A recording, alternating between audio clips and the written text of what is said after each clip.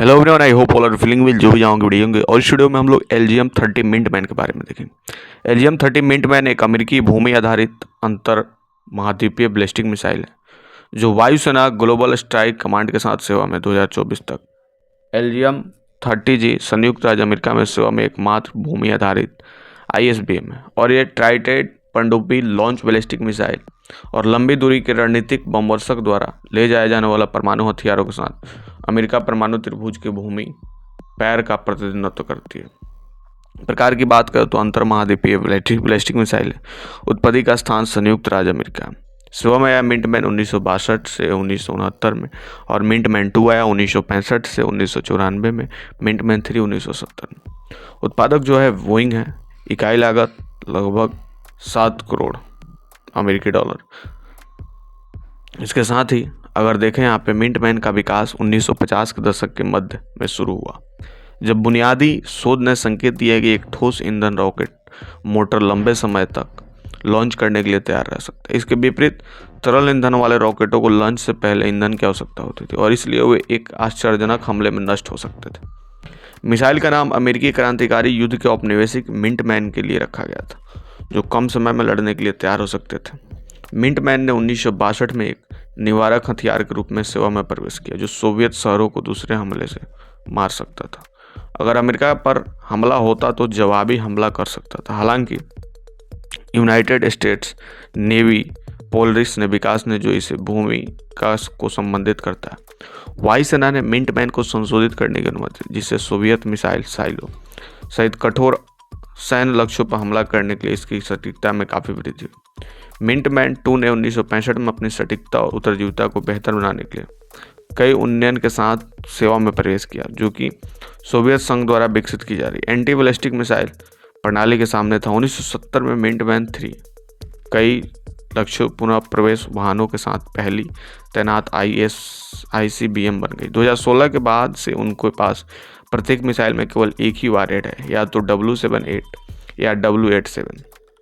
1970 के दशक तक 1000 मिंटमैन मिसाइलों को तैनात किया गया। सितंबर 2017 में यह संख्या घटकर 400 मिंटमैन मिसाइलों तक रह गई, जिन्हें Malmstrom AAFV, Montana Minot AFV, North Dakota और फ्रांसीसी वारेन FFB बॉम्बिंग के साथ आसपास मिसाइल साइलों में तैनात किया गया। मिंटमैन 3 को धीरे धीरे एक नए LGM-35 सेंटिनल ISBM द्वारा प्रतिस्थापित किया, जिसे नॉर्थॉप गुमन द्वारा बनाया जाएगा, जिसकी शुरुआत 2030 में होगी।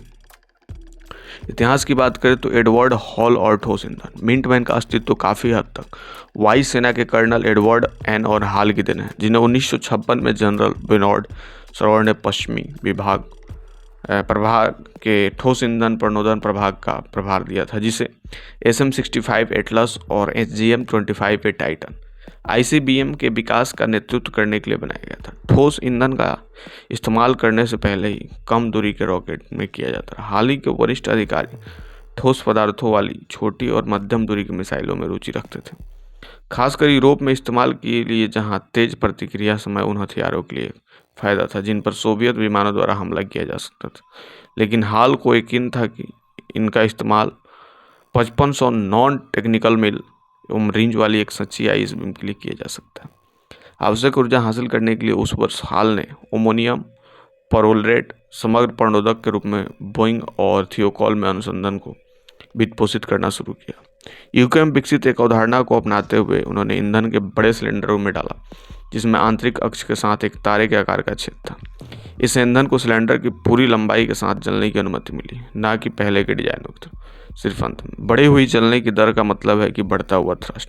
इसका मतलब यह भी था कि गर्मी के अंत के बजाय पूरे मोटर में फैल गई थी, और क्योंकि अंदर की बाहर की ओर जलती थी। यह मिसाइल धड़ की दीवार जब तक पहुंची तब तक ईंधन जलना समाप्त नहीं हो जाता। इसकी तुलना में पुराने डिजाइन मुख्य रूप से एक छोर से दूसरे छोर तक जलते थे। ISBM का मार्गदर्शन न केवल मिसाइल की यात्रा की दिशा पर आधारित है, बल्कि उस सटीक क्षण पर भी आधारित है जो जोड़ काट दिया जाता था। बहुत अधिक जोड़ और वारहेड अपने लक्ष्यों को आगे निकाल जाएगा, बहुत कम या कम हो जाएगा। जलने के समय और जलने के दौरान उनके तत्कालीन जोड़ के संदर्भ में ठोस पदार्थों का अनुमान लगाना आमतौर पर बहुत कठिन था। जिससे उन्हें अंतर महाद्वीपीय सीमा पर लक्ष्य को हिट करने के लिए आवश्यक सटीकता के लिए संदिग्ध बना दिया जाता था। जबकि यह शुरू में एक असाध्य समस्या प्रतीत हुआ, यह लगभग कुछ तरीके से हल हो गई। रॉकेट नोजल के अंदर कोई पार्ट जुड़े हुए थे जो तब खुलते थे जब मार्गदर्शन प्रणाली इंजन कट ऑफ के लिए कहती थी। दबाव में कमी इतनी अचानक थी कि बचा हुआ ईंधन टूट गया और जोर में योगदान के लिए बिना नोजल बाहर निकल गया। इन विकासों का उपयोग करने वाला पहला अमेरिकी नौसेना या तरल ईंधन को PGM-19 जुपिटर को विकसित करने के लिए अमेरिका सेना के साथ एक संयुक्त कार्यक्रम में शामिल था। लेकिन हमेशा इस प्रणाली को लेकर संशय में रहा। नौसेना को लगा कि तरल ईंधन जहाज़ों, विशेष रूप से पनडुब्बियों पर इस्तेमाल करने के लिए बहुत खतरनाक था। ठोस विकास कार्यक्रम में तेजी से मिली सफलता, साथ ही प्रोजेक्ट नोवेस्का के दौरान एडवर्ड टेलर के बहुत हल्के परमाणु वारहेड के वादे ने नौसेना के जुपिटर को छोड़ने और अपने स्वयं को ठोस ईंधन मिसाइल का विकास करने के लिए प्रेरित किया। हाल ही के साथ एयर जेपेट के साथ काम दिसंबर 1956 में शुरू होकर UGM-27 पोलरिस के अनुकूल किया गया था। तो ये थी छोटी सी information about LGM-30 Minuteman. I hope आपको समझ में आया होगा। जल्दी मिलता है ऐसा ही कोई नया वीडियो लेकर, तब तक के लिए बाय बाय।